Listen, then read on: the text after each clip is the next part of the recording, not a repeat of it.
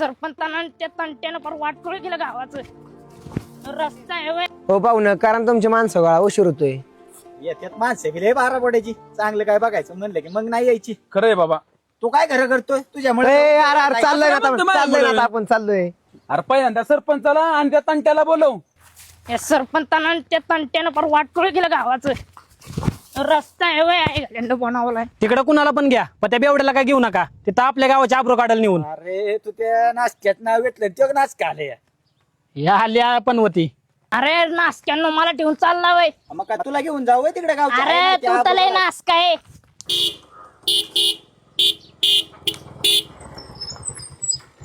काय राव अध्यक्ष, आत्ताशी का आलाय होई? मला काय एवढीच काम आहे गावचं पडलंय अक्क. हो पाहुणं, तुमचं सरपंच कुठे आहेत? अरे तिला बडाचे सरपंच ते येणारच नाही. अरे बेवड्या नीट बस की.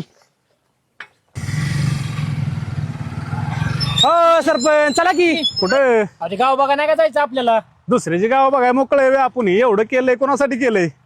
ही येणार वय गावी कोण खाणार बाडा. गाड्या लोकांच्या गावात चाललाय, तिथं आब्रो काढायचं काम केलं तर उतरस्तवर हाणेल. ओ सरपंच, ह्या कुठे बेवड्याच्या नादी लागताय? चालू दे तुमचं काम, आलो आम्ही जाऊन. आला काय कामाने भांड्या त्या चांड्याला सांग. पाहुणं, हा आपल्या गावाचा मेन रस्ता आहे. अध्यक्ष 30 फूट आहे बरं का, 30 फूट. आणि या दोन्ही कडेला आपण झाडं लावलेली आहेत आणि त्याला ड्रिप पण केलेलं आहे. हा याला रस्ता भारी आहे, एकदम काजलच्या गाला ग त्याला का. मुका घेऊ का मुका? याला पाहुणं किती पेलं तरी गटरातच पडाय नको. हे भारी आहे का. पाहुणं, हा कुठल्या गावाला रोड जातो? अहो इथंच तर सगळी गोम आहे. इथं तुमचा वाद मिटवतो. चला. पाहुणं, हा आपल्या गावचा एक पान रस्ता. इथं हा 12 फूट रस्ता आहे. ह्याच्या दोन्ही बाजूला आपण झाडं लावायची 3-3 फूट सोडली. आणि हा एकच नाही, असं आपण सगळं रस्ते केलेत. आणि तुम्ही राव एका फुटाने भांडत बसलाय. आता तुमचं बरोबर आहे पाहुणं, पण आमचा चांड्या आणि बांड्या बदलल्याशिवाय गाव काय बदलणार नाही. राव अध्यक्ष, ह्या गावात 30 फुटी गेलाय, आपल्या गावात 10 फुटी तरी करा. मेन म्हणजे आपण नंतर घ्या मनावर थोडं. आपण पण यांना आता अशीच कामं करू.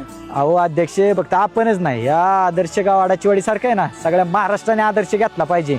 असं काम जर सगळ्यांनी केलं ना, तर महाराष्ट्र आपलं नक्कीच 1 नंबरला जाईल.